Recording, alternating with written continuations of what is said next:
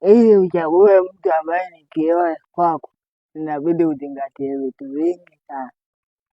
Lakini na wewe ambaye watu wamekuweka kama kioo na watu wameweka kama fundo, inabidi na wewe uwe katika fundo, uwe katika namna ambapo watu wanaweza kujifunza kutoka kwako.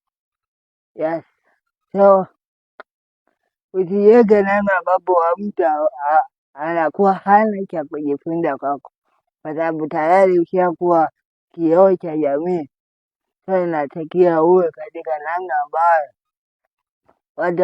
mtu anaweza akajifunza kwako. Usijiweke katika namna ambapo mtu anaweza akaharibu maisha yake kwa sababu yako. Usijiweke katika namna ambayo hata watu hawawezi kushawishika na maisha yako, na utakuwa unasemwa kila siku kwamba unarahisha watu wabaya ambao wana upungufu wa maadili.